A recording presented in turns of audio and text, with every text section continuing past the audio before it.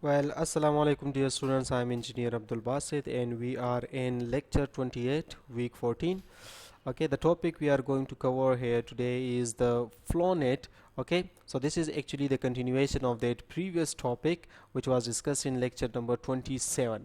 Okay, so flow net is actually the part of that seepage phenomena. Okay, here actually as we have discussed the Laplace equation, so that was the numerical type of calculation for that seepage phenomena. Here we will use some graphs for that. Okay, and that graph is actually formed by these flow lines and equipotential lines. Okay, now this net of these equipotential line and flow lines is actually called flow net. Okay, and what is this flow line and equipotential line are actually showing to us? This is like the direction of the flow of water, or the path that is being followed by the water to flow through this soil. Okay, and this equipotential line actually shows the potential of every drop of water at any point in the soil sample. Okay, or you can say the potential head at all the points in the soil sample. Okay, so that is actually shown by a potential line. Now coming to the detailed discussion about these things, so here it is. Flow net is actually the in an isotropic medium. So the first thing, important thing, is this is the continuity equation in an isotropic medium. Okay, and that continuity equation was actually derived in the previous tutorial, that was Laplace equation. Okay, an isotropic meaning actually refers to that type of soil which is having properties same in all the direction, and all the direction refers to an x direction, y direction, and z direction. So if the soil properties remains same in all the directions, then it is called isotropic soil. Okay, and that properties includes the gradation of the soil, the mineralogy of the soil, the homogeneity in the soil, and the water content, the voids. So all these things may be discussed in that isotropic properties, are those properties which needs to be the same in all the direction. Okay, now that is some different discussion. Now actually talking about flow net, so flow net is actually the orthogonal family of the curves, that is flow lines and equipotential lines. Okay, orthogonal family mean refers to actually those lines which are perpendicular to each other. So in this figure you can see that these equipotential line and flow lines are actually crossing at each other at 90 degrees. Okay, so they are perpendicular to each other. So those lines which are perpendicular to each other are called orthogonal lines. So this flow net is actually a family of the orthogonal curves, that is consisting of two types of lines, flow lines and equipotential lines. Now what does it mean by flow lines? Flow lines is a line along which a water particle will travel from upstream side to the downstream side. Okay, so this is that line or the path that is being followed by the water particles to pass from the upstream side to the downstream side through the soil sample. Okay, this is actually called flow line. And the equipotential line is actually that line which is drawn for the same potential head at all the points. Okay, so if we have a potential head equal to 10, okay, 10 millimeter, so all those points in the soil sample which are having 10 equipotential head, or the potential head, okay, these points will be joined together to form an equipotential line. Okay, thus the you can say if the piezometer is installed at all these points along this equipotential line, so it will have the same rise of water in that piezometer, and will have same head shown by that piezometer measurement. Okay, so this phenomena is actually feasible or applicable when the soil is isotropic and is having hydraulic conductivity equal in all direction, in k, z, k, y, k, x, all these are equal, and that is equal to k. Okay, so let us consider a simple thing, a simple situation. We have installed a sheet pile in a soil sample, as we have discussed in the previous lecture as well. Okay, and that sheet file is like you can see it here that it is bisecting the soil sample in two, and in the upstream side we have the water head, the head of water, that is H1, and on the downstream it is H2. So definitely the water will tends to flow from this upstream side to the downstream side. Okay, so here if this the resistance is provided in the form of a sheet pile, so this water will follow a different line. In the absence of this sheet pile, the water will have to follow this line. Okay, but if the sheet pile is installed, so then the water will follow in this blue line direction. Okay, now if the water is flowing through this line, okay, so this is actually the path of the water particles passing through the soil sample. This path or this line is actually called flow line. Okay, for isotropic soil. So this is the condition of isotropic soil. Now this dotted line is actually showing us the line that is being drawn by joining the points of the same potential head. Okay, so now if at this line, if you install piezometer at different points, so these are the piezometers, this is the piezometer, so we have installed a piezometer at this point, at this point. Okay, now these piezometer will give us the same head at all the points in this equipotential line. Okay, now for different you can say for different situation, or for different particles passing through, so for example from this point the water starts to flow through the soil sample, it will pass through this line and will happens to form this line that is called the flow line. Okay, when the water particle starts its journey from this point, then it is having this flow line. If the water particle starts its journey from this point, then it will have this flow line. Okay, so we can draw multiple flow line for multiple for multiple particles of the water flowing through the soil sample. Okay, and in the same way we can draw multiple potential lines as well. Okay, this is that potential line which is having same head at all the point I am drawing right now.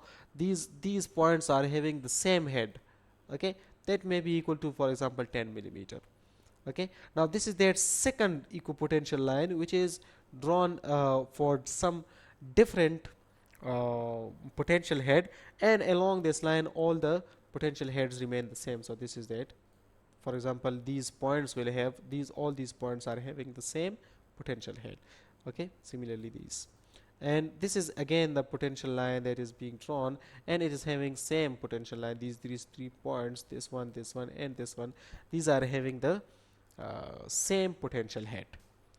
Okay, now the net that is being formed by these equipotential lines and those flow lines, okay, this net is actually called flow net. इसको हम क्या कहते हैं? Flow net. Okay, now this is that flow net.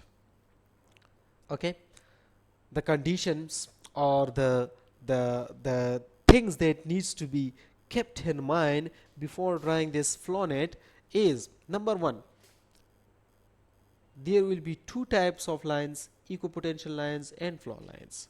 Okay, and these lines will intersect each other at 90 degree. Okay, these lines will intersect each other at 90 degrees. So here it is. Let me clear it first. Here you can see,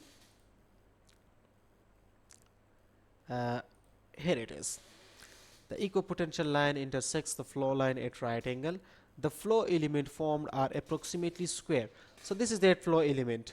Okay, the flow element actually refers to this area that is enclosed between the equipotential and a flow line. Okay, so this dotted line, this smooth line, sorry for this interruption, this smooth line, this flow line, this equipotential line, so this square is actually formed. So all these elements are almost square. Okay, actually you can see it here that it is not square, this is not square, this is not square, this is not square. Okay, but we consider it that all the elements that are formed between the equipotential line and the flow lines, okay, intersecting each other, and the elements are formed are square in nature, and they are having square geometry. Okay, so this is also an assumption that we keep in mind. Now talking about the NF and ND, what is NF and ND? So coming to this thing, here you can see this is that equipotential line, this is that okay, let me discuss the conditions to draw the equipotential lines and flow lines. Okay, so after that we will come to that NF and ND. Okay, that will be more clear to you then. So let me discuss these conditions first, then we will come back to that NF and ND. Here it is. Drawing a flow net takes several trials. While constructing the flow net, keep the boundary conditions in mind. So these are those boundary conditions, these fours. For the flow net shown in the figure, the following four boundary conditions will be applied, and that is number one condition refers to the upstream side and downstream side surface of the permeable layer, that is AB and DE, are equipotential lines. What does this condition mean? Here it is, the surface of the permeable layer. So this is actually the impermeable layer, this is impermeable layer. Okay, this impermeable and this is the permeable layer. So the water can pass through this permeable layer but cannot pass through this impermeable layer. Okay, so this is the surface of this permeable layer, which is on the upstream side AB. This is the surface of this permeable layer, which is on the downstream side, this DE. Okay, so this AB, which is the surface of the permeable layer in the upstream side, DE, which is the surface of the permeable layer on the downstream side, these two, AB and DE, are actually called equipotential line. So this is one of the equipotential line. As we have, this is the equipotential line, this is equipotential line, this is equipotential line, same AB and DE is also the equipotential line. Okay, coming to the next condition. First condition tells us AB and DE are equipotential lines. The second condition is, because AB, DE are equipotential lines, so the flow lines intersects them at right angle. Okay, so as here it is, this AB and DE. So all in the condition 1 we have discussed, this is actually the equipotential line. So all the flow lines will intersect this equipotential line at 90 degree. This is that assumption we have made earlier. Okay, so here the angle is 90 with AB, this flow line, this flow line, this flow line, this one, all these flow lines are making an angle of 90 with the AB and DE, because AB and DE is equipotential line. So now coming to the third condition, the boundary of the impervious layer, that is FG, is a flow line. So is the surface of the impervious sheet, that is ACD. Coming back to the figure, you can see this is that impervious layer. So the boundary between this pervious layer and impervious layer is FG, and this FG is actually called a flow line. And similarly, the surface of this sheet pile, okay, this is also a flow line, this ACD, this is a flow line, this surface, this is ACD, which is a flow line. This FD is a flow line, this AB is equipotential line, this DE is equipotential line. These flow lines will intersect this equipotential line at 90 degree. These equipotential lines will intersect this flow line at 90 degree. So all these potential lines are equipotential lines are intersecting this FG at 90 degree. You can see it from this. Here you can see all the equipotential lines are intersecting this surface ACD at 90 degree. Here you can see 90 degree, 90 degree, 90 degree, 90 degree, and 90 degree. Okay, so these are those four conditions that needs to be followed. Okay, so the equipotential line intersects AD and FG at right angle. This is that four condition I have already discussed. Okay, now coming to that NF and ND phenomena. Okay, NF is actually the number of the flow channels. Okay, and ND is the number of the potential drops. Okay, number of the flow channels refers to, here it is, as I told you, ACD is the first flow line. This is the flow line, this is the flow line, this is the flow line, this is the flow line. Let me draw this thing. Let me draw this. I'm bringing back the drawing tool here on the presentation, so it will help us. Okay, here it is. Now you can see already I told you their surface is, this is their surface. I'm trying to draw it. This is their surface. So this red line is actually the first equipotential line. Then this is their second equipotential line throughout. And this is their third equipotential line. This is their fourth equipotential line. And this FG is again an equipotential line. So all these red colors are actually showing the equipotential lines. Okay. Now the gap between these two equipotential lines, this is the first flow channel. This is the second flow channel. The distance between these two equipotential lines, this is the third flow channel, and this is the fourth flow channel. So number of flow channels will be equal to 4. Okay, so the space between the flow lines is actually called a flow channel. Okay, so here we have how much flow channels? Number 1, 2, 3, and 4. Okay, in the same way, talking about the number of potential drops. Okay, so already I told you AB is a potential equipotential line. So this is the equipotential line. Next equipotential line is this one. This is the equipotential line. This is equipotential line. This is equipotential line, and so on and so on. Here it is. Okay, by drawing this half equipotential line, I means to have this thing. Okay, this is that one equipotential line till this point, and this is their second equipotential line till this point. Okay, so now the potential drop refers to equipotential line initially was this one. This was having some potential head that was, let's say, 10. Okay, the next line is drawn on a next potential head that is, for example, 8. Okay, so how much is the drop? 2. So 10 minus 8, this is equal to 2 is the potential drop. So from here to here, number 1 potential drop. From here to here, number 2 potential drop. This is, let's say, drawn at some other potential head that is, for example, let's say 6. Again, the 2 is the potential drop. Okay, let's say this is drawn at 5, so 1 is the potential drop. So potential drop number 1, potential drop number 2, number 3, number 4, number 5, number 6. So we have how much potential drops? 6 potential drops. Okay, so this is how to calculate the number of the flow channels, which is 4, and number of the, let me take this thing to a more difficult phenomena, or a bit complicated phenomena.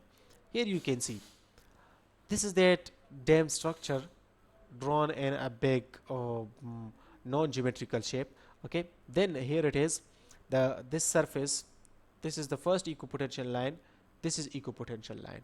Okay, so now the potential drops will be number 1 from here to here, number 2 from here to here, number 3 from here to here, 4, 5, 6, 7, 8, 9.